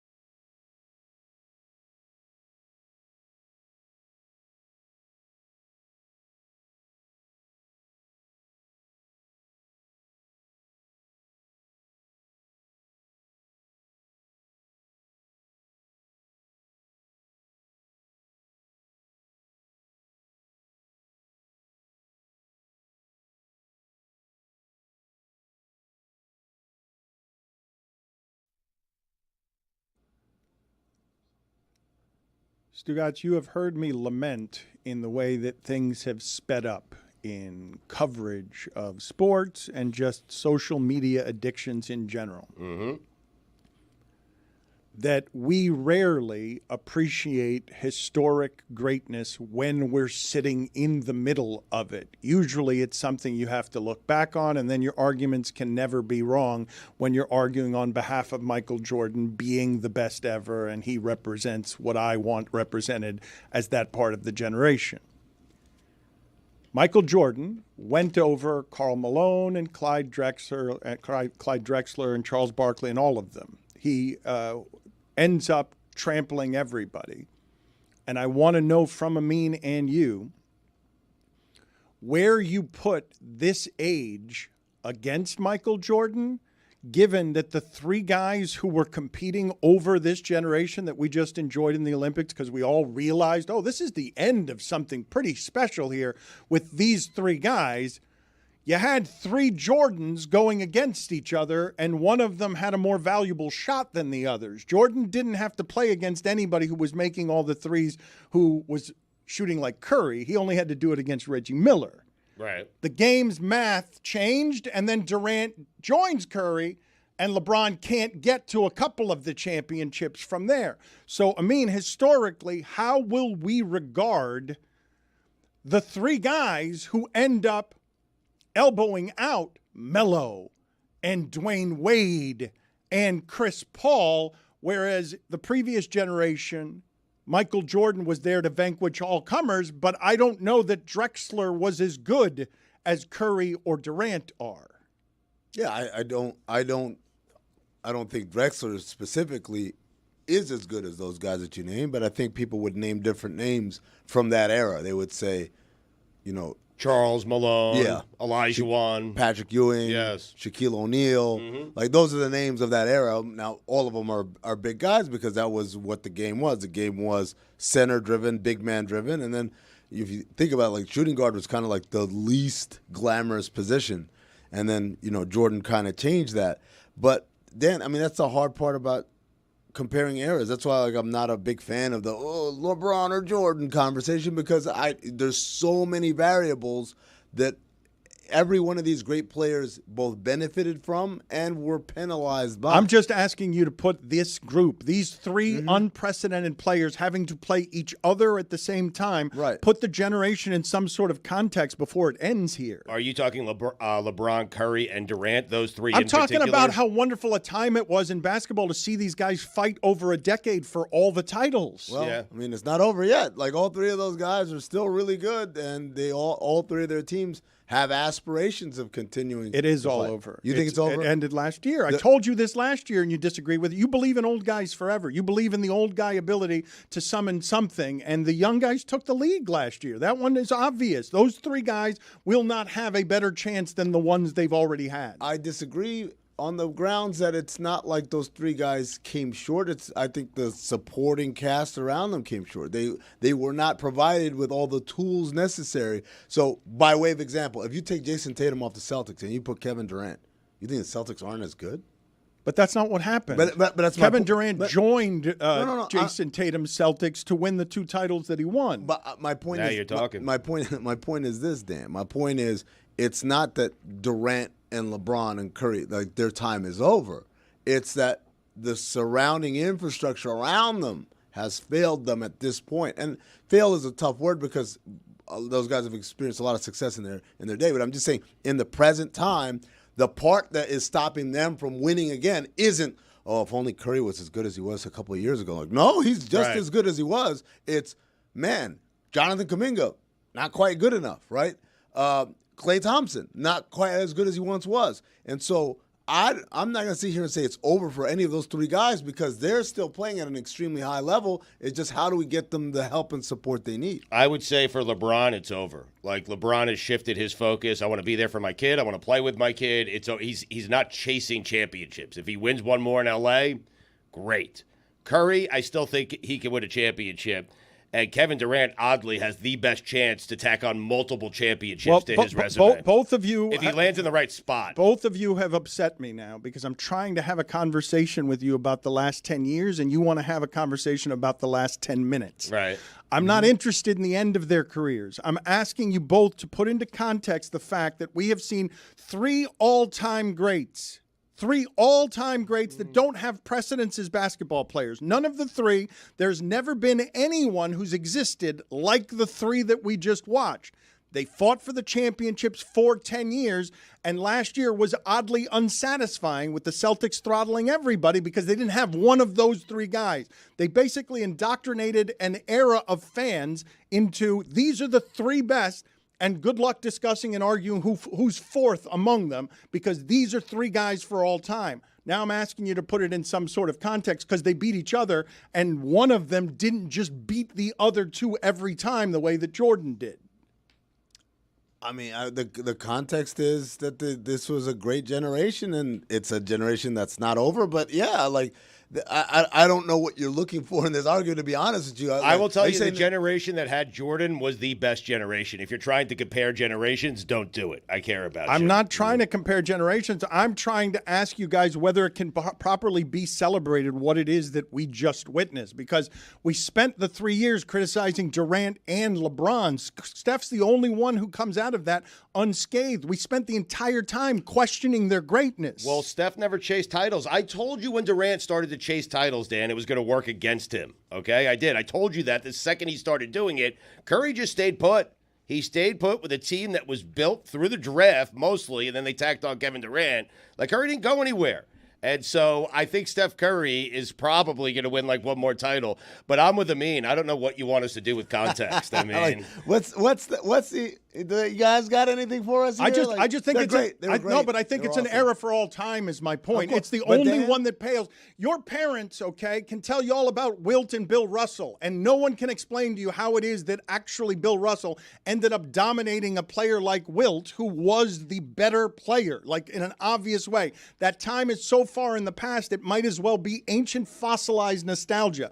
We're living in a time for all time right now, and it's what you just felt during the Olympics. sports. The fact that you sort of realized it while they're taking out the Wembanyamas and the Jokic's, who are now, as you argue on behalf of, they've still got time left. I mean, they've had the sport taken from them by who is regarded as the best in the world, and it's Jokic. It's by consensus. It's whether you like him or not. The Celtics. But they've had the sport taken. Best player in the world title is not something we'd give Steph, Kevin, or Durant, or LeBron right now. Right. In the words of Ricky Bobby's dad, oh, you could be second, you could be third. Like, okay, so they're not the best. You think so they're out of the top 10? They're out of the top 100? Like, they're still great. But I said that about Affleck, and you guys told me that I couldn't have him in the top 20. Affleck, but he never was. That's the difference. Affleck was never in the top 20. I'll work on a list. But Dan, top 20. You went back to Wilt and Bill Russell. Dude, in the 80s, we had Dr. J, Magic, Bird, Isaiah Thomas. Preach. And Moses Malone, and all these guys fought over the titles, and they won the titles, and they split, and they had to go through one another. So I don't think, this is unprecedented. We have a habit of, thinking what's happening to us right now is, the only time this has ever happened, right? I saw this stand-up comedian talking about, he said, people say, I don't want to bring a child into this world. What, a world of, medicine and air conditioning and things like that? Somehow it would be better to bring a child into the world 100 years ago? No, look, man, the reality is we're all going through a similar, not the same experience, because there are different challenges and different benefits and rewards, but it is similar in that there's always going to be a bunch of other people that are dealing with the thing. What are we laughing at? Oh, nothing. I mean, just keep going. You're rolling. You're sounding good. You're giving. Some rights You're have doing the gone generational away. context And when everybody's thing. laughing, Here I kind of feel. 50 years ago. What's that? Some rights have gone away that we did have 50 years ago. And some rights we There was a better time. There were things. Yes, there are things that we Specifically had. ones that got taken away Summer a of year '84. ago. Oh, the LA games. There was a time you used to be able to treat your quarterback like shit, and you wouldn't go crying to the media. Tony and I were doing a top 5 gunslinger list back here, so that's kind of where the distraction has been, Dano. But I'm working on. So it's top 20 male actors of the 2000s. Is that where you're putting Ben Affleck? I would put him in the top 20 of male movie stars. I would put him Of the 90s? of this millennium. No, he only had So 2000 forward. 2000 forward. Okay, I'll work on He had that. some bangers in the early '90s, though. No, not really. What, in the early 90s? Goodwill Hunting. 98. Mid '90s, my bad. 98 was good. That's the end of the 90s. They were already on the way out. And by the way, that was finally him and Matt Damon arrived, and then they started getting roles after that. Those roles didn't happen because people saw the movie in 98, oh, wow, let's cast them. So then they filmed in 99. 2000 when was the first of those movies came out.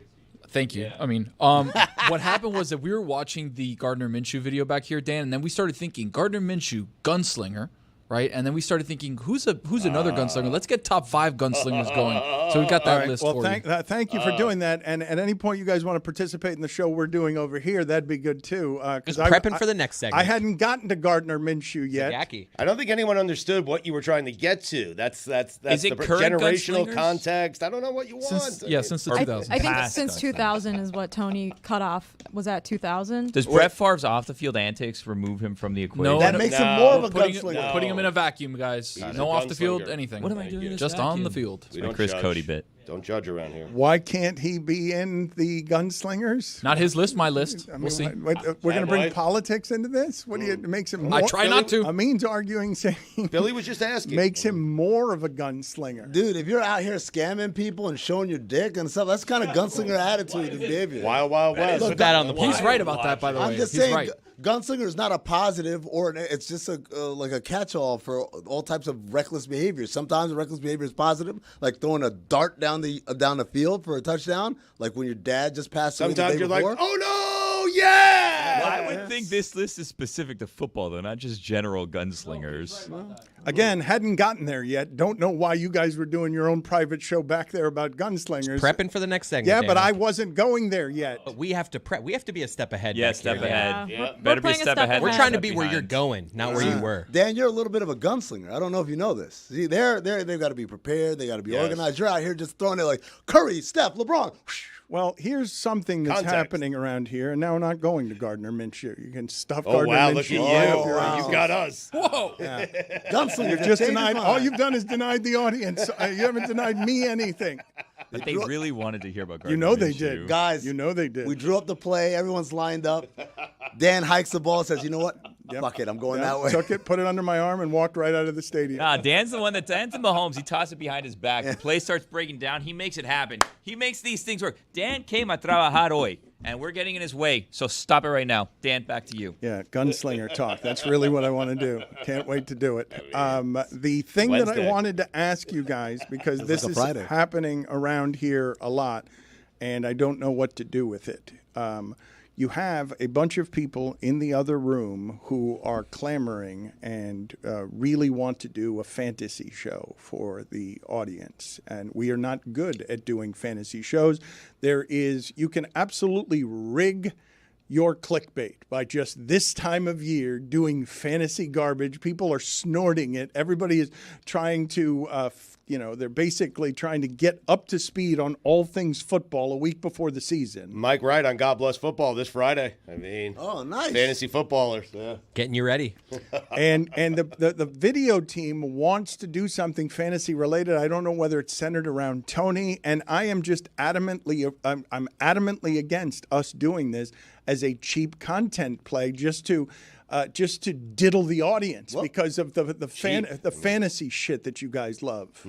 First off, let me speak for the video team, the fantasy audience. We could do a kick-ass show if we were allowed to do a kick-ass show. I think that's the most important thing. So if we had the go, we could make it happen. The and green then- light. Exactly. And then we can make it happen. Tony, not to cut you off, but I'm going to just say this right now. Maybe if you had a couple gunslingers, you'd do the show. What is this? There can only be one gunslinger. You you know? think that, there can always be multiple gunslingers. You think Make it gunslingers happen? wait for an okay? They just gunsling. That's what they do. Also, diddlers. Not the word I I'm would not here to use. diddle the audience, by the way. The fantasy stuff is Diddly. It's disgusting to me. Now, It's I disgusting maintain, how Dan, much you guys eat it up. I maintain that if we started a fantasy show, and Tony's right, it needs to be a good fantasy show. We could turn anyone into a fantasy expert. Well, no, we can. you can't. No, that's I think part we of the. can. It's a guessing game. No, Billy. I know I you mean, think we can. I right. think a lot of people think we can. I think that's the problem. We can't. You have to actually know what you're talking No, about. I think there are people who work with us that know exactly what they're talking about and be very good at it. They just need people to set them up. That's Like all. Tony. When's the last time you checked Field Yates for whether he's right or wrong on this? No stuff? one ever Good does. point. That's my point. Good I'm point. saying. That's what I'm saying. Well, the thing that I wanted to ask all of you, because you're all fascinated by this fantasy stuff, I want to play some sound for you here of, and I think Stugotz, you may not have noticed this because of how you both produce and consume content at this point. But whether it's Hassan Piker or people like Warren Sharp, there are a whole lot of people in the democracy of the podcast space who are aggressive, type A personalities on how it is they're going to conquer everybody by having better and more information than others. Yep. And they found a way to, I don't know what Warren Sharp's past is, but a lot of people who didn't like their happiness in law, like Mike Florio or one of the original content monsters, they wanted another career. They found that the sports industry was ripe with both people who were cavemen and kind of lazy.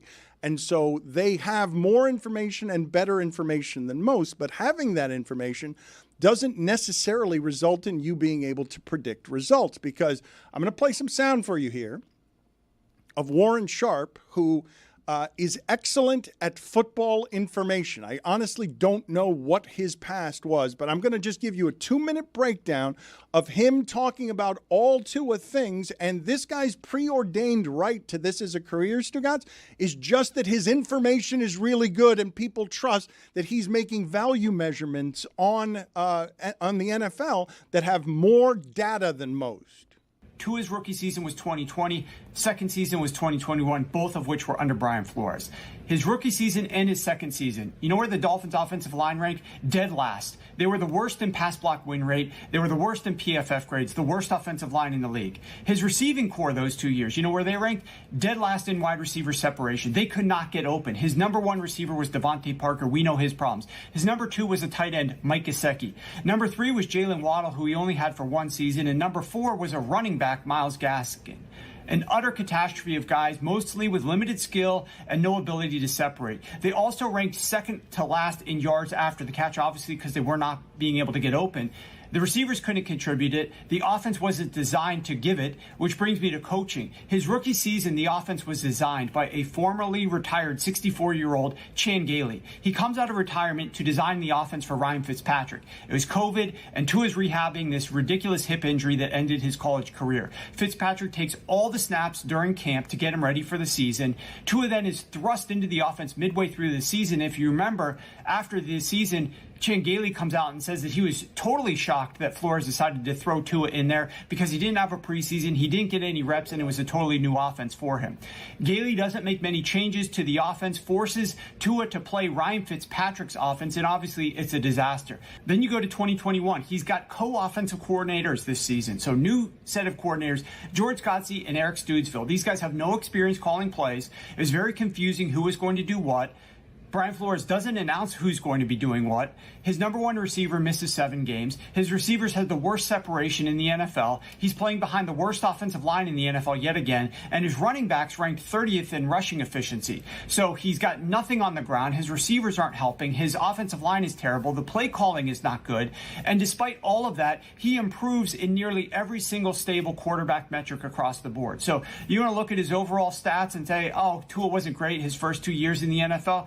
Maybe you could say that if you want to. It's a bad argument to make considering everything else that went around him and what we have seen these last couple of years when he's been actually playing in a competent offense with decent play calling and a little bit better structure. You chose that video over Gunslinger Talk? I mean, Jesus. Knows what he's talking Tighten about. it up. Correct? I mean, Guy was an engineer. How about you put your hand in the dirt? Jeez. Yeah. Oh, God. You're Minor penalty, Tim 2 minutes, Bokamp rambling. thinks. Sharp? You said Sharp? Yeah, I sent Sharp to the penalty box. It was rambling, but I will just say to you, all of it was set up for the following. Clearly knows what he's talking about, and when he came on with us, went 0 for 13 picking games and had to give people a subscription rate of $1 because he was so embarrassed, because all of the knowledge in the world doesn't actually help you predict the results in real or in fantasy. But you guys would be here to tell me I'm wrong, correct? That in fantasy you can have information that's better than all the people you're competing against. Sure, you can, but I think fantasy is a lot about the vibes too, Dan. The show has to have vibes on it, right? It has to be fun. It has to be getting you ready for the week. It has to be like, all right, we're starting these guys, we're not starting these guys, but it's got to be fun. If it's just information driven, it's kind of boring. Yeah, you got to give the people something. Got to give the people what they want.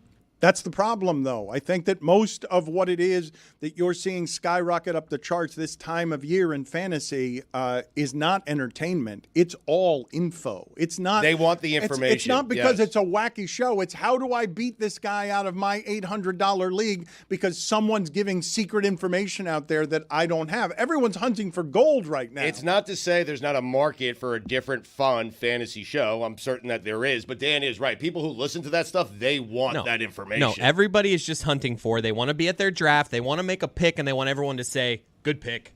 Good pick. Well, yeah, of course. I need other people to tell me who those good picks are going to be. Who am I taking in the 7th round? Where's the value? I just want people to congratulate me. I don't actually care if I win in fantasy. I just want there's nothing worse than you go up to your board in the draft, you put your sticker there, and just silence.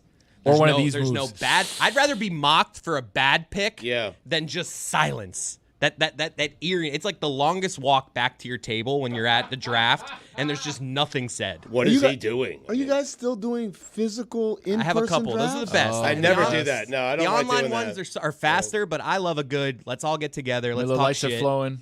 Ah. But I mean, they also live in the same place where they grew up, so they have bigger friend groups here. Like I don't have any friends here, so that wouldn't work for me. Friendless. Chris Cody, you are telling me that you'd prefer the echoing laughter of drafting River Craycraft than just silence when you go to I'd your rather board? hear reach than just silence. Can you guys tell me what you think of the Warren Sharp mustache? Pornish. In general, it's aggressive. It's his signature look. I can't imagine Warren Sharp without the mustache. That's a good point. Yes. Look, he's in the penalty box. Yes, he's in the penalty box. 2 minutes for rambling. It was good condensed information, but Stugotz, I think. Condense it more. Exactly right. Do you have? Well, he condensed 2 years into 2 minutes. Well, you can talk fast enough to have people think Let's get it down to 60. All right, so you don't think he knows what he's talking I don't about? know.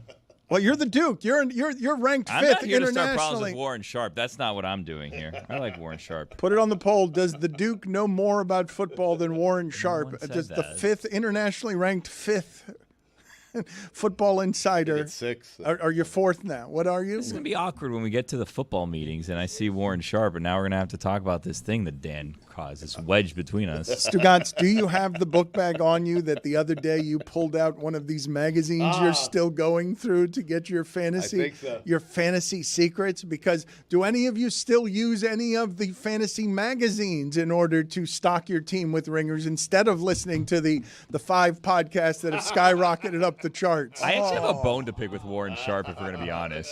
Actual physical magazine. Okay. Here's the thing. I tried to get his Warren Sharp pre-season book. He puts all this work into it, whatever. It's the Bible.